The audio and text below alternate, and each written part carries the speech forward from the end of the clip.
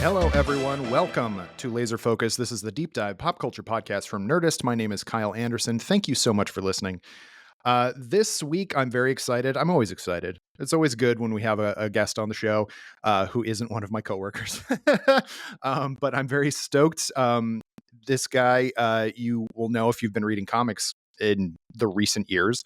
You'll know him from Green Arrow, Teen Titans, and since 2019 has been writing under the banner of all the X titles on the titles X-Force, which just wrapped 50 issues, and Wolverine, which is just about to wrap 50 issues, which is quite a milestone. Please welcome Benjamin Percy. Hello, sir. Hey, thanks so much for having me on. Absolutely. And I have not used a voice modulator. That is Ben's actual voice, which I'm sure you hear all the time. I sound like a buffalo. If a buffalo could talk, that's me. Which of the characters in X-Force, and this is the beginning of the questions, do you think you would provide the voice for? Oh, wow. If you could voice one of your own characters, which one sounds the most like you in your head? Well, I mean, I sound like slightly monstrous, so ideally a bad guy. Sure. Um, you know, there's maybe a little bit too much nasal passage in my voice for Sabretooth. Hmm. So who do we have left? Who's some big hulking brute? I mean, Who you could do. I mean, if you put on mouth an mouth accent, you movement? could do Omega Red, maybe, or. Omega Red. Duh, I am Omega Red. Yeah, that would be a good nasty figure to take on. Sure. Yeah, We'll absolutely. say this is officially canon Omega Red voice right now. Good. I love it. And you heard it here first. Yeah, before we get into, because I do like this episode, folks, if you haven't read X-Force for the last 5 years, I mean, go back and read all of it. But we are going to get into kind of the nuts and bolts of the characters and the story and everything like that. It's one of my favorite titles in the under the Krakoa era, I guess is what the entire thing is called. And I do want to get into that. But first, what did you grow up reading? What were your comics you read, and what were sort of like your pop culture nerdy stuff that you were into when you were coming up? So I grew up moving around a lot, and as a result of that, I have no sense of comics continuity Mm. because I would be buying comics from convenience stores, grocery stores, flea markets, garage sales, wherever I could find them, antique shops. And, I might be in a comic shop once a year. I might be in a comic shop 10 times a year. It would just depend on life circumstances. And even if I was buying something that appeared to be new, like it was on a spinner rack, at a mercantile, like those were my first comics, really. It was in Crow, Oregon. That's where I lived for the first 5, 6 years of my life. And my mom would take me to this mercantile. That's how small the town was. There was no grocery store. It was a Mm. mercantile with like wide board plank flooring and lacquered fish on the walls. And you walked in and just the smell of the butcher counter slapped you in the face. And I would always sit at the base of that spinner rack while my mom shopped. And if I was good, she'd let me take home, a comic, one issue. It was either that or bubble gum or chocolate, and I wanted cape and spandex. And anyways, I would be buying from this mercantile, but the comics themselves were sometimes 2 or 3 years old Mm. that I was picking up. So, anyways, I read and was drawn to a lot of the horror comics. Like Man Thing was an early Oh yeah. obsession. I also burned my way through all of the EC comics. I Mm. still have those to this day, and they're very well loved and falling apart. I was obsessed with Wolverine. I was obsessed with Punisher, and Warlord was also. I love sword and you know like sword and sandal stuff, just epic fantasy. I had a lot of Conan comics as well. And then there was, of course, Batman. But like sprinkled into all of this, there's all just like the random grab bag of Spider-Man, Superman, Thor, Moon Knight, whatever. That's So it. I don't Yeah. have like the deep cut nerd knowledge that a lot of comics folk comics folks have. Like, I'm more scattered all over the place and then siloed interests in, like, knows everything about Conan, Punisher, and Wolverine. I mean, that's not a bad thing, and I was just about to say, like, that is something that, people who grew up kind of pre the internet, that's just what you had to do. Like, I definitely remember getting just random issues of Spider-Man, and, um, I remember there was one issue of Spider-Man where he fought, like, a big giant, like, skinhead Nazi blob or something like that, and I have been trying forever to figure out what issue that was or if it was, like, a special issue, but it was Maybe that like a was just a blob of dream that white you had. supremacy. Yeah.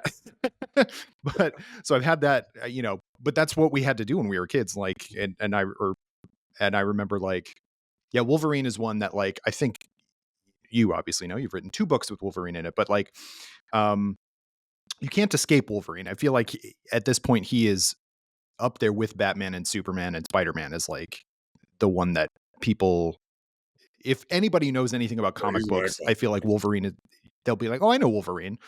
I Yeah. mean, it's Hugh Jackman, you know what I mean? But, I say that's generally true, but every day, uh, I'm encountering people, it seems like, who, when they hear I'm writing comics, they're like, "What?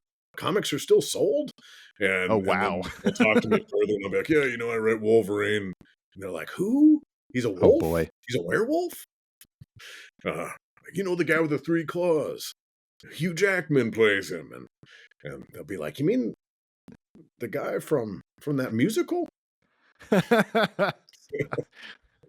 I So know we there are. is, despite the fact that I'm immersed in geek culture and, you know, it sometimes feels like everybody knows and Yeah. heralds Wolverine. There's still, like, uh, a healthy segment of the population that has no idea what is going on in the world of comics. Yeah.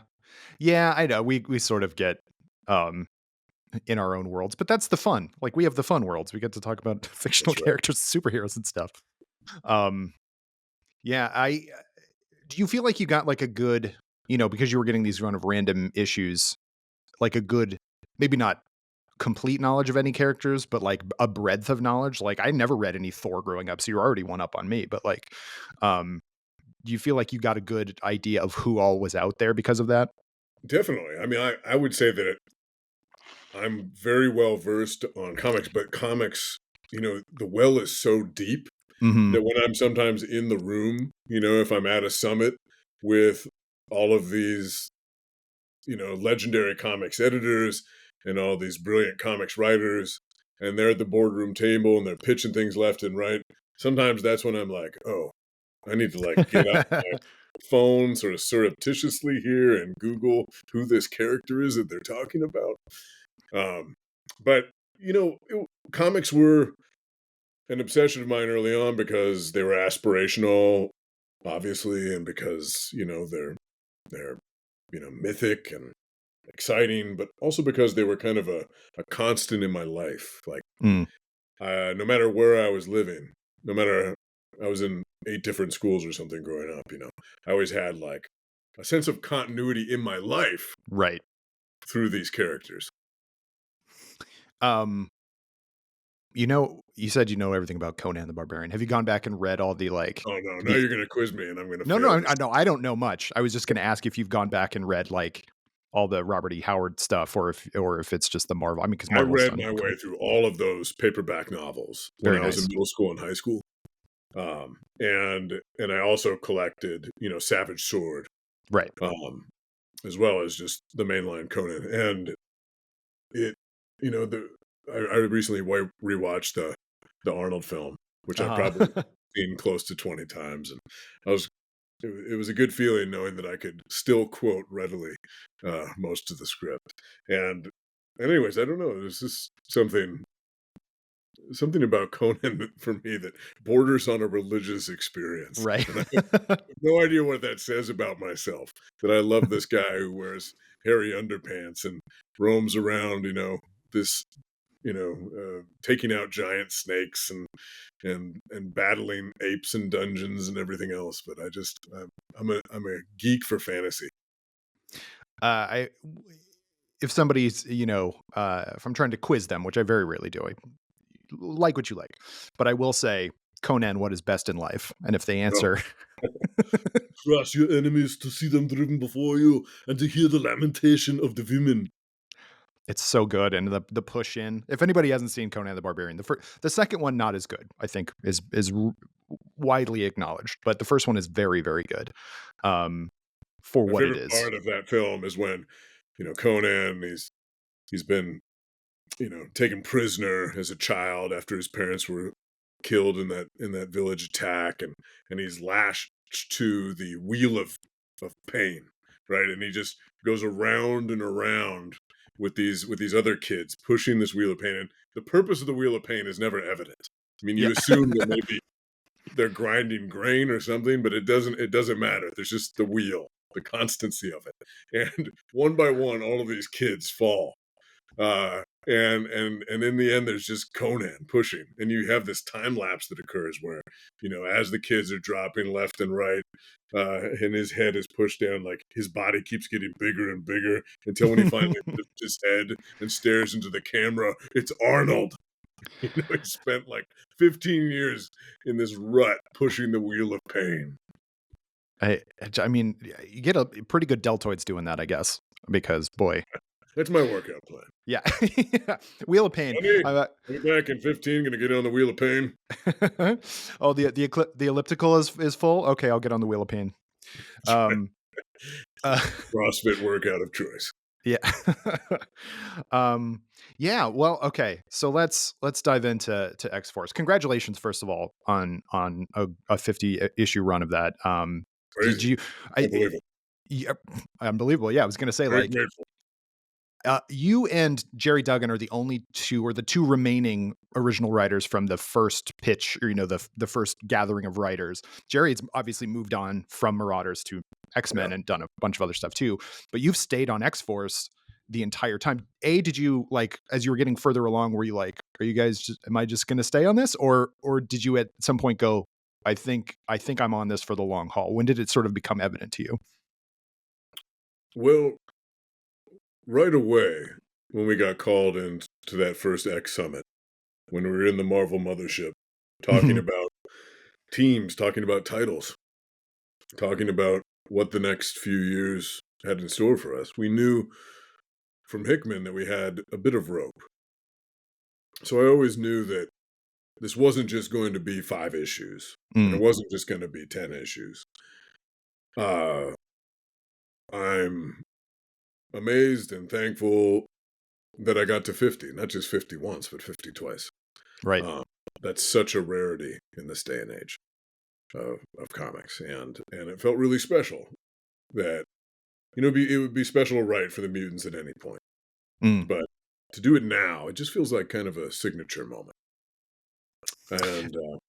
and I can't say that I ever knew for sure that I was mm, going to get to 30 to 40 to 50, but I knew that I would have a longer than standard run.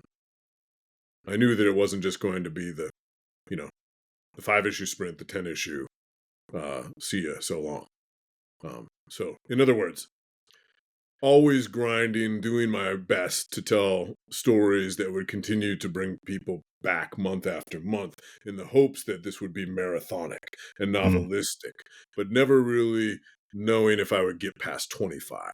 right. Yeah, I feel like, as you kind of alluded to, like nowadays, 25 is like, oh my gosh, that he was on that book for a long time, like because of how much churn there is, I guess, in the comics world at the moment. Like some of the best runs recently are, little thin volumes. Like, hey, the complete works of this guy on this title, and it's Sometimes that's all it takes, right? Sometimes you can absolutely write 5 issues and still have the definitive Moon Knight or something. right. Um, So yeah, I want to get in. So the first X Summit, when like you said, you were talking about teams. You'd mentioned in your there's a really great, kind of an afterword you wrote in the issue 50, kind of going back to the original and saying that uh, Jonathan Hickman just called you up and you were like, well, I'm going to take this call. I love that story. Well, But how did it be? Did you you gotta claim answer the X? call from Hickman. Doesn't matter if Yeah, if right. in this instance, I was walking into Halloween, the remake of Halloween, and I don't like to miss my previews, but Right. but in No. this case, I was like, oh damn it, Hickman. You know, I hung You around the text me lot. to see if I'm taking calls. No, not Hickman. Yeah, and he said, I think you'd kill it on X Force, and I took him literally. I took him at his Yeah, word.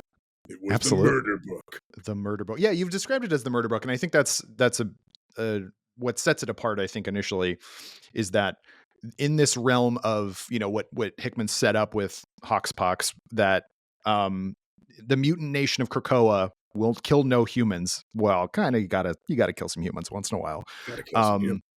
Um, how did you go? And I know you'd also said, what do I want to start with? Okay, so I know you'd said that you had uh, put the Beast Wolverine kind of butting of heads as front and center to Yeah, your yeah. idea. Um, when did that? And when did you realize I want these two guys specifically? And at what point did you kind of go, okay, Beast is actually going to take the more militant approach, because that is kind of atypical for him in a lot of versions of Beast.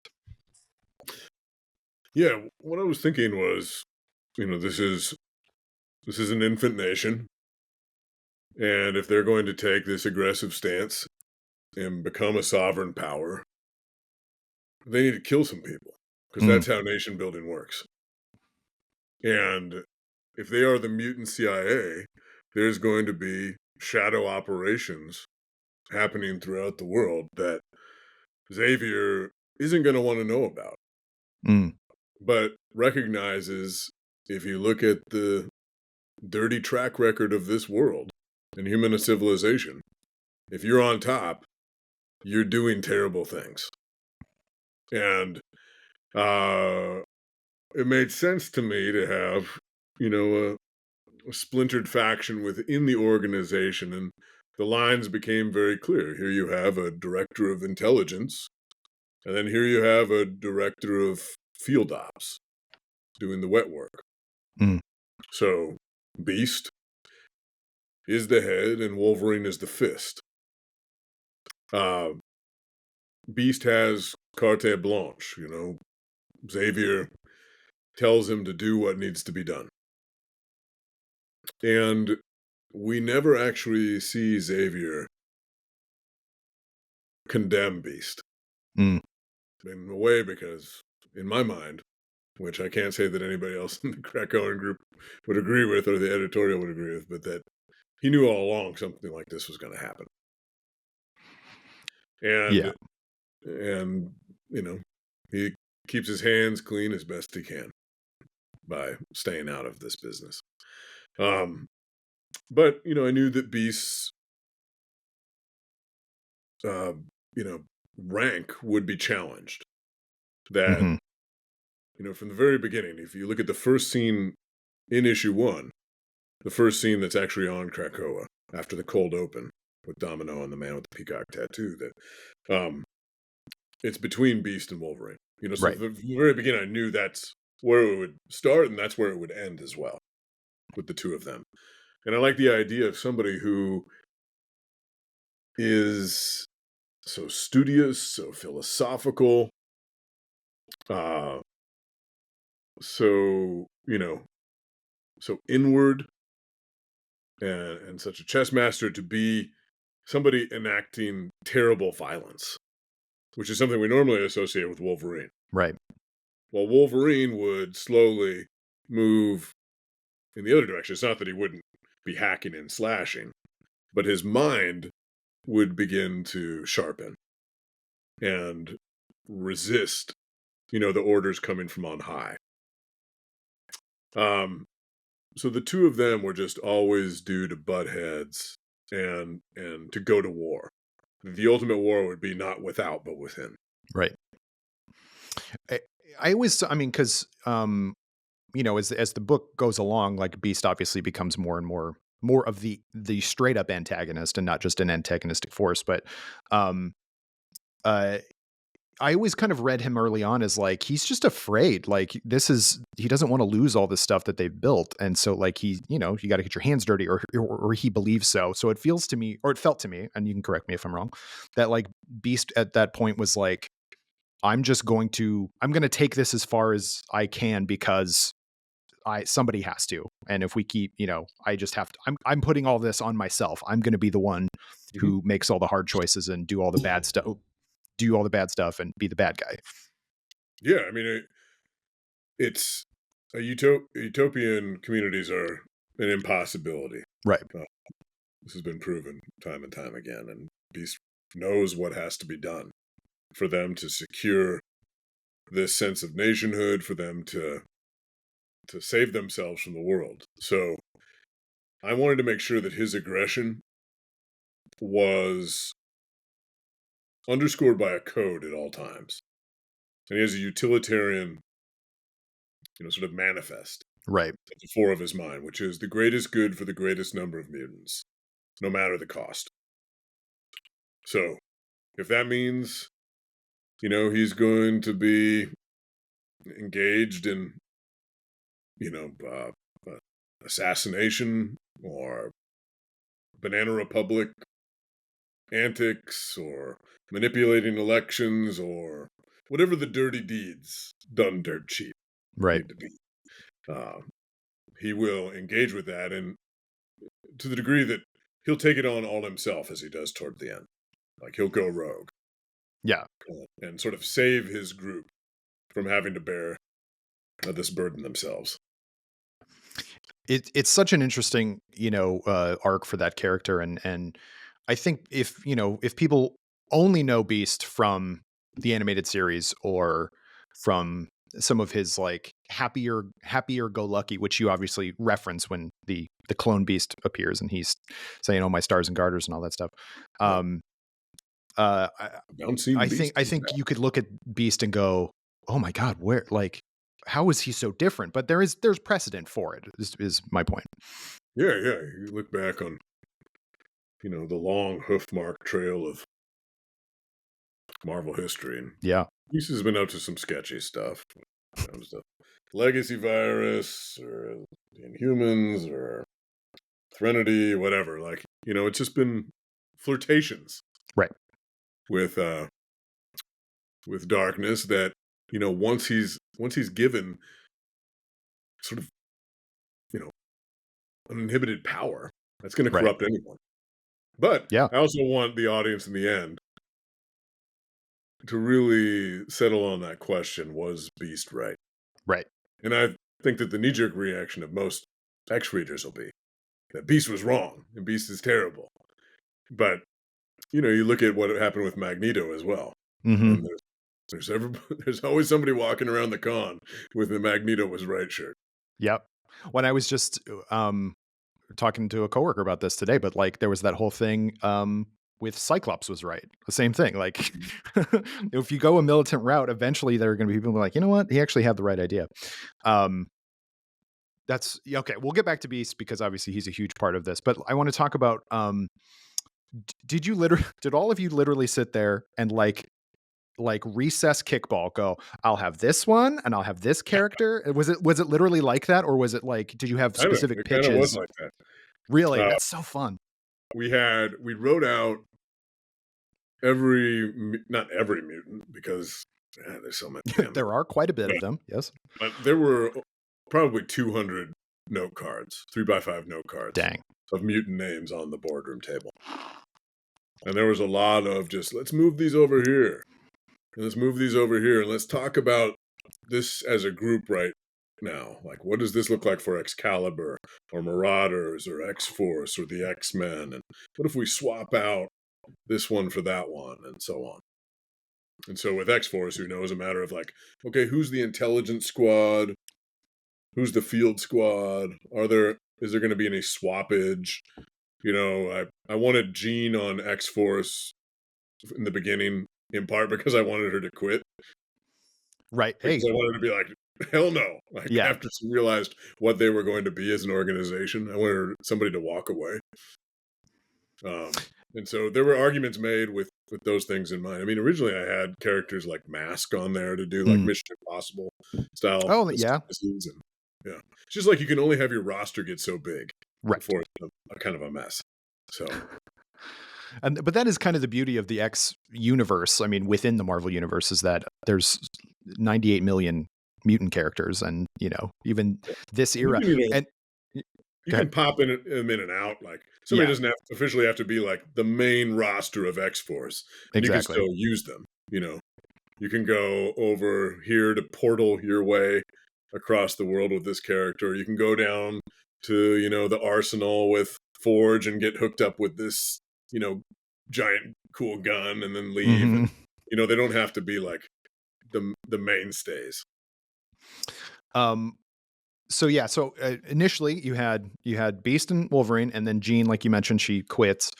Um, how it's a really, I mean, it's a brilliant group of people because you have the intelligence group, which is Jean, Sage, and Beast, and then in the Fist you have Wolverine, Domino, which makes perfect sense, and Yeah. then Kid Omega was a kind of a wild card in my head because obviously he's a brash character and everything like that. And I love the early on you have him. He's like, I should be on the intelligence. What am I doing out in the field? Because he thinks he's the best one out there. And you have a really interesting arc with him.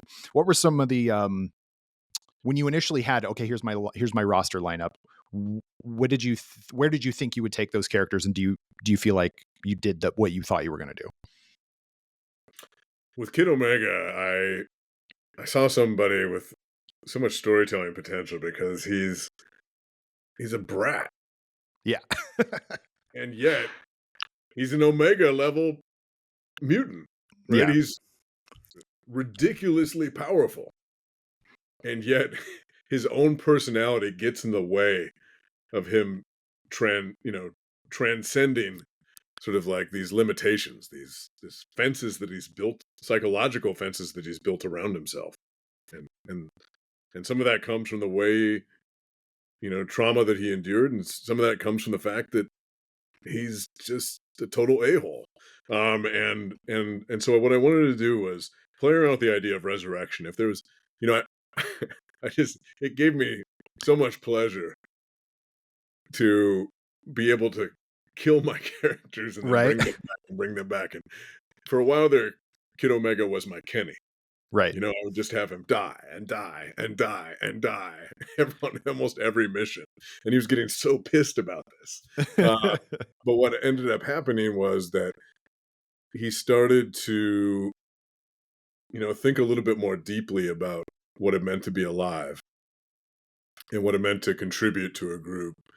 And it sort of allowed for a true resurrection, in that within this series, he develops essentially a new ID, a new, MO. And he changes his costume, he changes his Right. attitude. I mean, we had to keep some of that punk quality to Of him. course. But there's a little bit of growing up that happens, and part of this is through his relationship with Phoebe. So I ended up having a lot of fun with that character. Yeah, and he definitely went places that I wouldn't have expected, and I think that's obviously the point of having him in the book. But like, I think it's funny that like he's the one who's like, whereas young Cable is like the playboy, uh, Quentin's the one who's like, I'm devoted to this one particular cuckoo, and I think that's like it's He's very adorable, and it's needy, also really very nice. Like insecure. I love their relationship. Yeah, Yeah, he's very needy and insecure, and yeah, uh, somebody who can see through his bullshit is appealing. yeah, Who like he can't be his usual self because they can like look into his directly into his brain and know better. yeah. Um, and yeah, I mean I'm always looking for a challenge when I'm writing. And in the case of Kid Omega, I was like, I'm going to take somebody who most people absolutely hate and try to make them kind of like him. I mean, it definitely worked. Like he became one of my favorites. I'll And side he's just question about he's kind of like it's a group of misfits. absolutely, yeah. So he fits right in that regard. What's it like having your version of Kid Omega as the action figure. The first version, I Yeah, think he's the first action figure of Kid Omega. It's the X-Force Kid Omega. How do yeah, you yeah, that's pretty badass. And, being able to work with Joshua Cassara, who ended up jumping over to X-Men, um, because he's just meteoric, this rise that he's had. He's so talented. We became really tight on Mm, X-Force. We still text almost every day, despite the fact that we haven't been working together for a few years now. We're just really good friends, and to be able to develop that new design with him was awesome. yeah. Yeah, we It's each have we each have our toys now on a shelf. yeah, Yeah, that's so cool.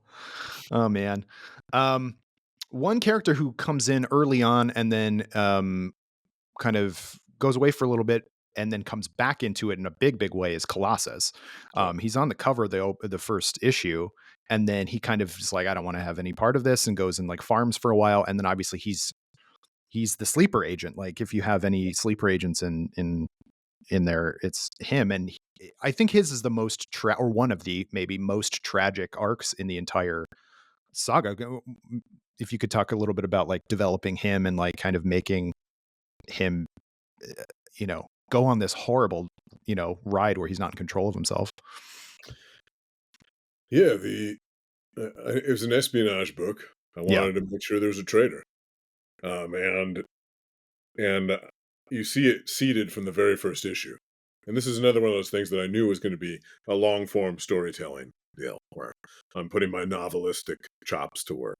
Mm, When he's brought back to the island, he's escaped Russia with these refugees. Russia's one of the countries that didn't sign the treaty.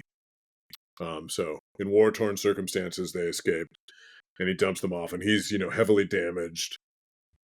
And you're thinking of him sympathetically, heroically, mhm, except that when he's in, the healing gardens, there's that moment in the first issue where his eyes just snap open and he has that dead expression.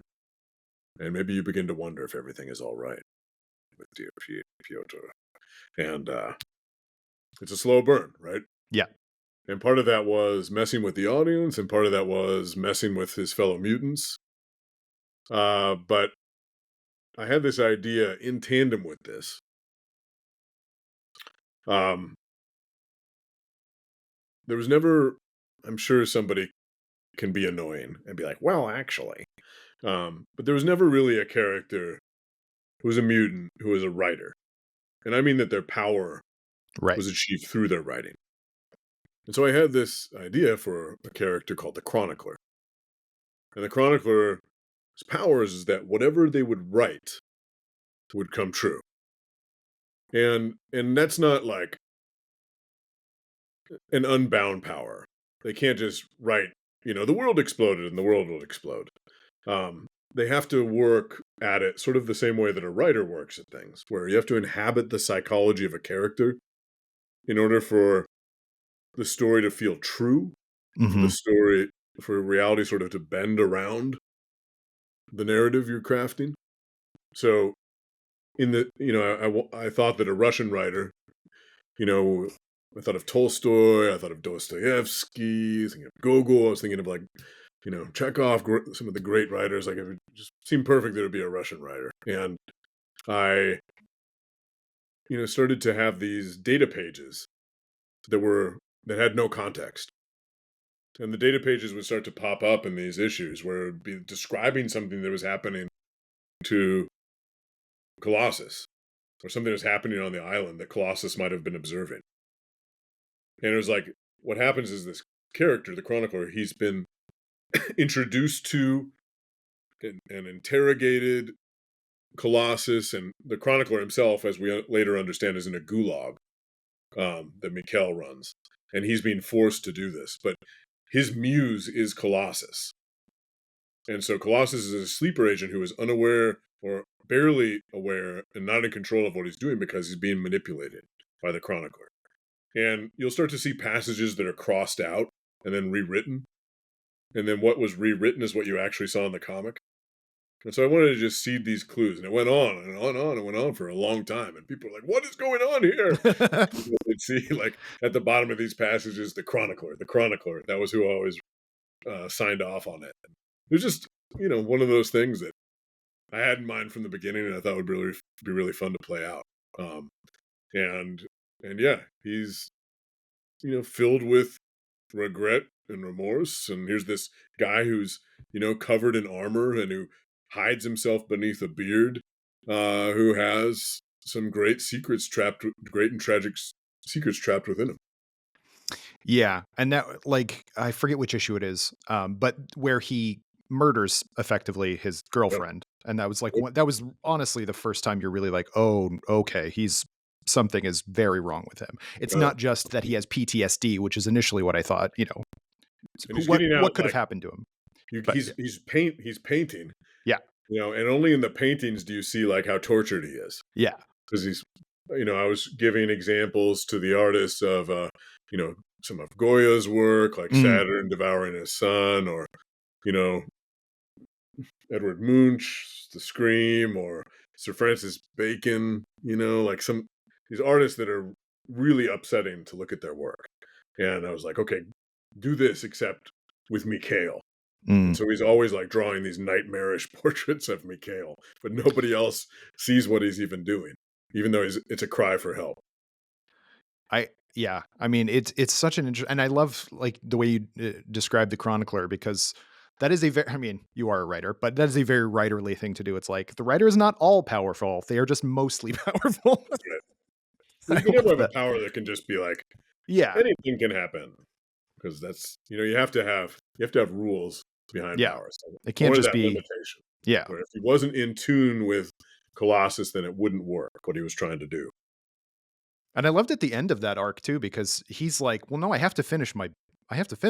Like that's like even though everything's blown up essentially, like the scheme is over. He's like, "No, I still have to finish." And I think that is a very relatable thing for anybody who's tried any creative endeavor. Might have been some meta commentary in there. Yeah, absolutely. Um I want to talk too a little bit about so Sage again is a character that I think I'm definitely is a Claremont creation, but had not been particularly used extensively for a long time. And she really steps up, especially after Beast kind of goes off the deep end as sort of like she's effectively the head of the intelligence branch after a while.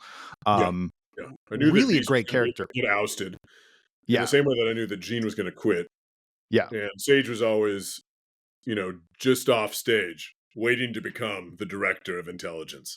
And we had to see her sort of grow into that role. Hmm. So she's struggling at first. She's haunted, like all these characters are haunted Yeah.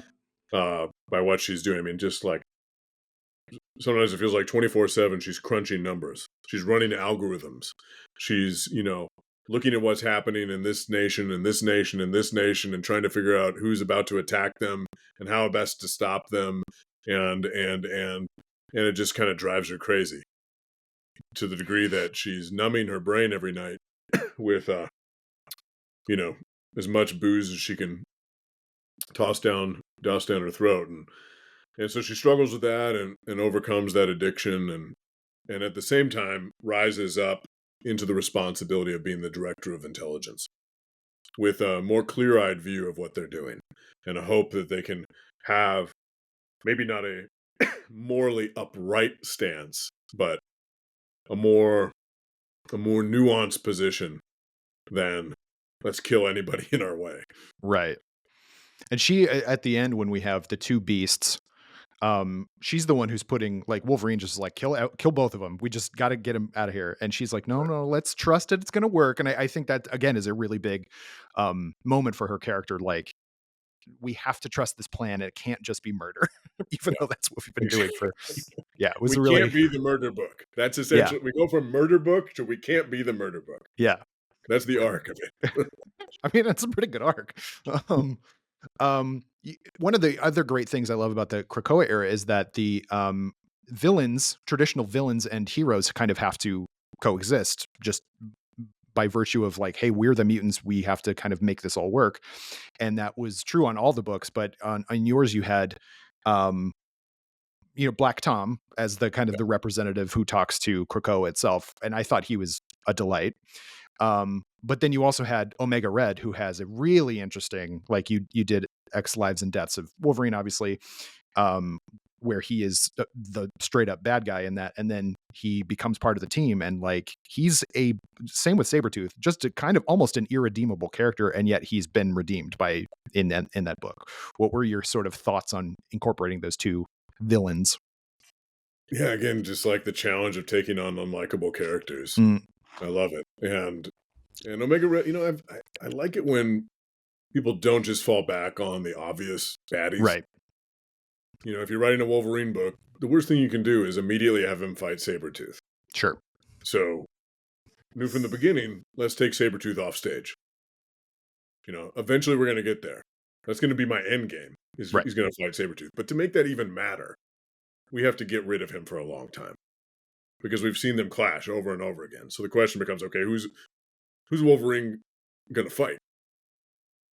And Omega Red is, just standing over here being like, Yeah. holding up a tentacle. Like, how about me? I thought he's a character that could, he's worthy of exploring further. And so what I had was, you know, Beast messing him up, Beast killing him and bringing him back and making him an agent of X-Force, or sort of a sleeper agent of X-Force, and then he doesn't realize that he's being surveilled, as he goes around and works with the vampires and everything else. So Beast is using him as a tool. And Omega Red, is betrayed over and over again by everybody. So he makes for the perfect character to at first request amnesty and later to turn against the mutants entirely and try to take them all down by going to Mikhail and, begging for his favor. Yeah. And I don't know that he's redeemed. Yeah. I mean, But they kind of, Omega Red has done some really gross things. Like, yeah. you can't redeem that guy. But No. Yeah. Everybody just at least he's like Hannibal, putting his evil to good use. yeah. That's a good way to look at it. Yeah, for sure. Anybody who doesn't know what we're talking about, go read the Wikipedia entry of Omega Red. He has did some bad stuff, especially in the 90s. I mean, he was a character of the 90s, really, but the 90s were very edgy. Let's just say that. Um, but I do like the way that, like, he is maybe not redeemable, but people do kind of, trust him, I guess, to be on the team as much as one can. Um, which I think is, it says a lot about them as people. Like, hey, we're all kind of broken, like you're just in this and, Yeah, except every one of the characters is messed up. yeah. There's nobody there who's just, bright and cheery and ready to do good in the world. They're all Yeah. sort of drag assing into the office, being like, "Oh no, not this again."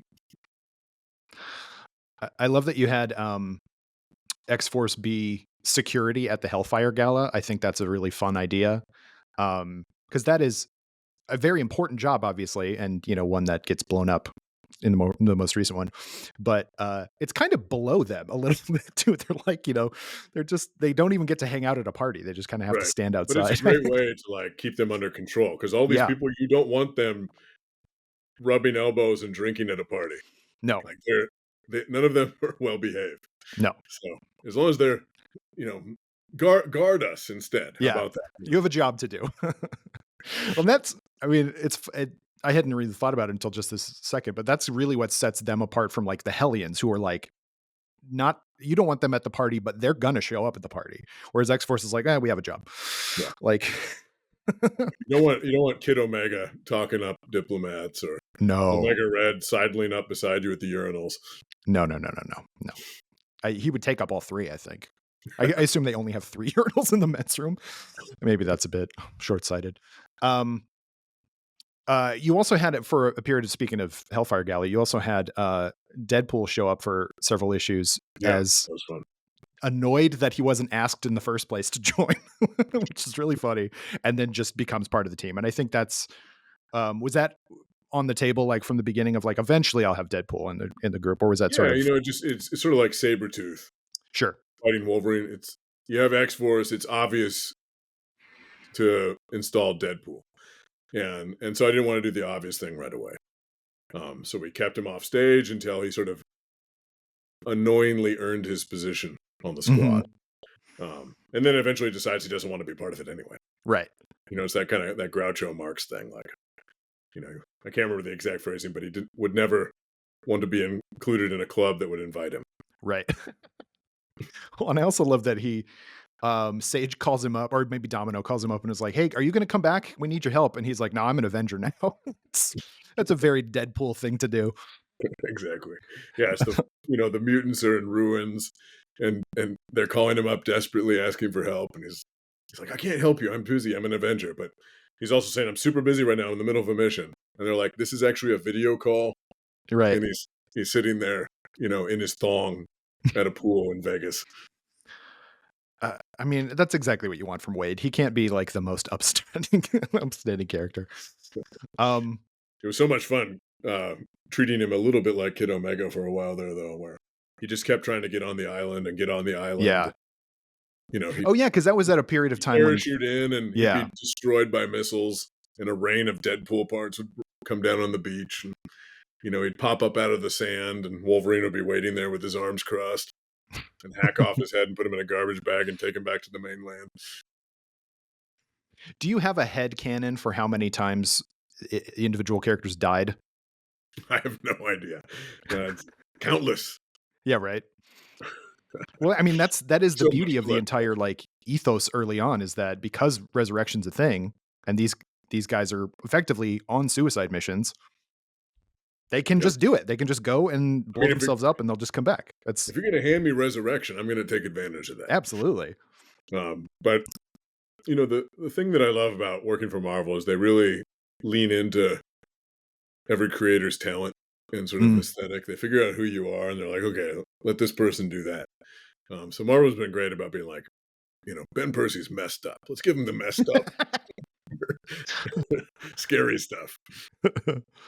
Well, yeah, you mentioned you also concurrently been working on Wolverine, and yeah, like the first arc or the early arcs of Wolverine, I have to deal with vampires, and like he teams up with Ghost Rider, which you're also writing, and everything like that. And he's I that book is more it's definitely secret agency stuff, but it's a lot more horror-y than I was maybe expecting. But as you mentioned earlier, you're a big horror comic guy, so that makes a lot I of can't sense. help myself. Yeah. Yeah. And look, vampires are canon in the Marvel universe. Why not use them once in a while? Right. I think that's a Right. genius Well, I move. mean, and there was a reason for using them besides the fact that I like horror. I mean, I was Well, of thinking about course. thematics and the fact that Wolverine is essentially eternal. He's essentially an Mhm. immortal. And I know that some nerds will be like, "Well, actually," Right. about that as well. But he keeps coming back. Yeah. You know, he can't be destroyed, and whether it's a nuclear blast or he's burned out by the sun or whatever else, like Wolverine's still here. So I just like that idea of pit him against an enemy that's kind of a dark shadow, Mm. where the vampires have that same skill set, that same power, and yet they use it for ill. You know, whereas Wolverine, the longer he lives, it's almost like the vampires, the longer they live, the more they view human life as irrelevant. But Wolverine, the longer he lives, the more he recognizes that human life is so vulnerable and precious, Right. and he needs to do the best he can to protect it. Unless you get on the wrong side of him, and then he'll Right. Of course. Like he's still hack your limbs off. what he does best. He's still what is it? What I do is not very nice. I forget the phrase that was used only 1 million times in the early comics, Only but 1 million times, 1,000,001 times. Now that we start again here, what I do, I'm the best I am at what I do, but what I right. do is not very nice. Yeah. It's a mouthful. Um, did you so the end of the X-Force saga, even though it was running concurrently with Fall of X and into Fall of the House of X, specifically takes place before all that. Was that something early on that you or like when that was kind of shaking out, you're like, actually that makes more sense if this wraps up before that storyline? Or was it when did what's the logistics, I guess, of having that happen that way? Of having uh, X Like Force end before the rest of the stuff. Is that what you're saying? Or yeah, I mean, because even though they were coming out kind of after Fall of the House of X had already happened, like the storyline ends before it. oh yeah, I mean I think it just started to get logistically complicated towards Sure. the end. And it made sense for X-Force to be done as those other things were taking off.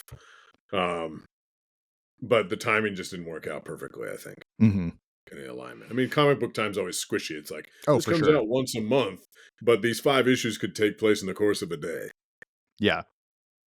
Yeah. It's one. I mean, like when you even think about like 50 issues sounds like a lot, and it is a lot, but then it's like it's 5 real years. But Yeah. who knows how long that actually took in the span of, the Krakoa era. Like, is there an internal and maybe I'm just missing it. Maybe it's outright said, but like, how long was Krakoa actually a nation? Or is that not Uh, something I should know? Honestly, I don't know. Okay. I Right? Like, I would say count the Hellfire Galas. I think you're probably right about that. Yeah. Um, well, thank you very much, Ben Percy. Thank you very much for being on the show. Yeah, it's Um, a pleasure. and congratulations again on X Force. And Thank as we you. are recording this, there are 3 issues left in Wolverine, I believe. Yeah. Before you hit also 50 with that. Yeah, I was doing some accounting the other day, and I realized that with X-Force, which has Logan at the helm, with Wolverine, with the events and the crossovers, and with the Long Night audio drama graphic novel Right. adaptation, that it's 130 issues plus Wow. of Wolverine content that I've written. And then I have the 10 episode seasons of the podcast. And I'm not going to say I'm done because stay tuned. But I feel very lucky to have spent this much time as the custodian of my favorite character. Absolutely. You join the ranks of Chris Claremont, Larry Hama, like some of these legends in the realm, who got to write for a really long time. So again, congratulations and thank you very much for joining us. It was maybe my favorite book in the run, X Force. So thank you Oh, very much. shucks. You sick Do you have bastard. anything you would like to plug before we let you go? Sure. I mean, I'm a novelist as well. Mm-hmm. And a few years ago, I decided I kind of wanted to launch my own DC or Marvel universe. And so I created this series, a novel series called The Comet Cycle. And it has an age-old sci-fi premise. A comet comes streaking through the solar system. The planet spins through the debris field. New elements are introduced to the world, and these elements shake up the laws of physics and biology and geology, and they upend the weapons sector and the geopolitical sphere, and they create a new dawn of heroes and villains to boot. Um, it's a lot of fun to write. I hope it's a lot of fun to read. Anyways, the first novel in the series is called The Ninth Metal. But you can read the books in any order, just kind of Oh, like you can that's read comics, yeah. in any order. They're sort of simultaneous narratives going on across the globe. But The Ninth Metal is the first of those books, and I'll give that a plug here. Very great. Yeah, and you can, I'm sure, get that online and everywhere you get books. Indeed. Swap meets, uh, Yeah, railroad sightings. indeed. Where do people get books? Moldy Uh, basements. the moldier, the better, really. Once again, thank you very much, Benjamin Percy, for joining us on Laser Focus. Thank you all for listening. Join me again next week when my guest will be a different person. Bye-bye. Laser Focus is a production of Nerdist Industries and Legendary Digital Networks. It was produced, edited, and hosted by me, Kyle Anderson. For more, visit nerdist.com.